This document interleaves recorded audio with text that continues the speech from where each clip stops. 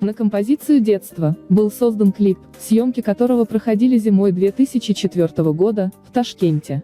Хоть в кадрах светит солнце, было ужасно холодно, поэтому клипмейкер Бахадыр Юлдашев каждые 10-15 минут останавливал съемочный процесс, чтобы актеры согрелись, выпивая горячий кофе и укутываясь в дубленки и куртки.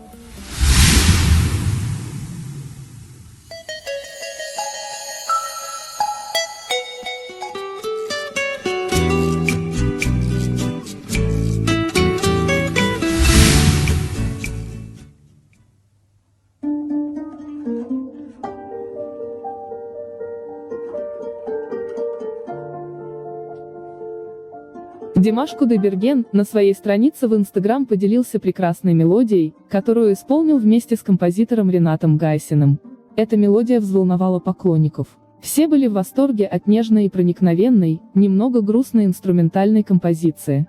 Благодаря Димашу многие люди, проживающие за пределами Казахстана, начинают изучать историю казахской земли, знакомиться со знаменитыми людьми, которые есть великая история Казахстана.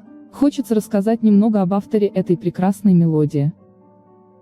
Мухамеджанов Тулеген Мухамеджанович, заслуженный общественный деятель Республики Казахстан, знаменитый казахский композитор, родился 27 июля 1948 года в селе Бегень Бескарагайского района Семипалатинской области. После окончания Семипалатинского педагогического института имени Надежды Крупской и службы в рядах Советской армии, был направлен на работу в Семипалатинское педагогическое училище имени Мухтара Ауэзова.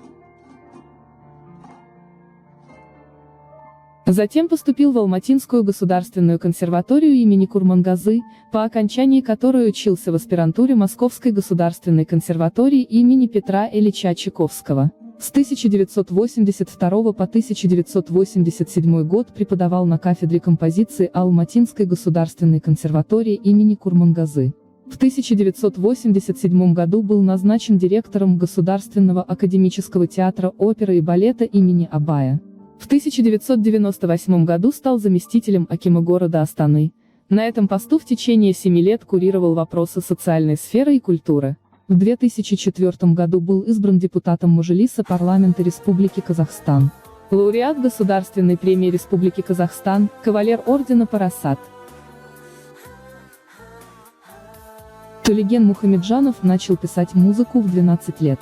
Он создал большое количество произведений: симфонии, оперы, музыкальные комедии, струнные квартеты, симфонические пьесы, вокальные циклы на стихи Абая, романсы, песни, музыку для кино и театра.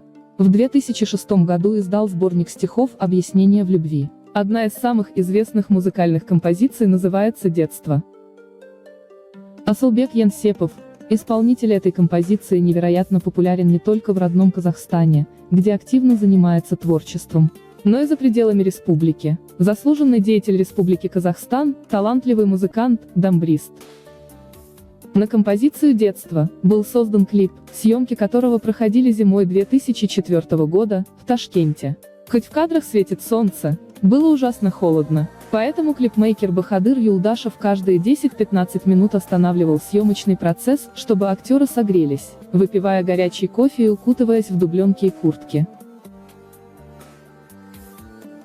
Для воссоздания советского периода, в узбекфильме была арендована одежда, которая пропахла нафталином.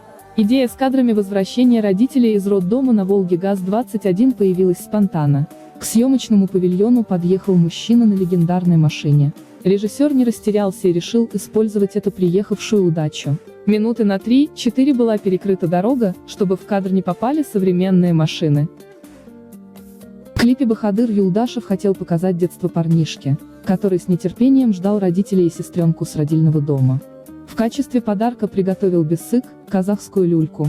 Но презент подарить не удалось, так как на радостях парнишка при беге упал вместе с люлькой, и она сломалась.